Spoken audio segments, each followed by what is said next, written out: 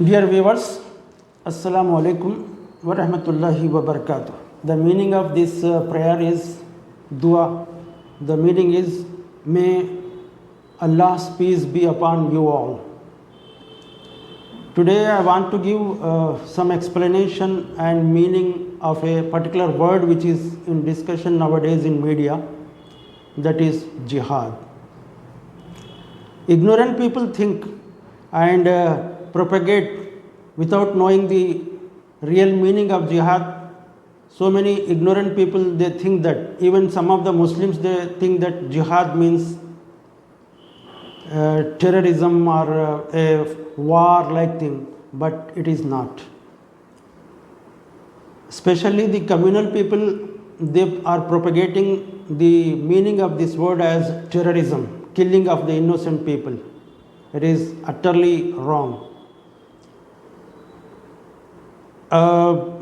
I will explain you briefly what is jihad with examples. Like all virtuous deeds, like offering prayers to God, helping the poor people and doing some good deeds. So jihad is also a virtuous act. It is not a bad or a violent thing, but it is to bring back peace and to retaliate the offenses and the tyranny done to some community. In the response, the resistance and retaliation and utmost struggle to bring back peace and to get their own rights is called as jihad. It is ordered in Quran to practice jihad. That means you should not bear the violence over you. If some people are not allowing you to live peacefully and to do prayers and to live like normal persons, they are stopping you from earning money and doing routine activities and praying this and that.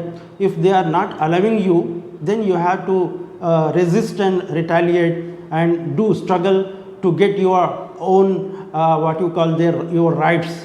So that is called jihad. And this is sometimes very necessary to, for example, when Britishers came to India and they exploited the people, they took the money and whatever good things were there in this country, they used to capture and take to their own country, and they did violence against the local people. That time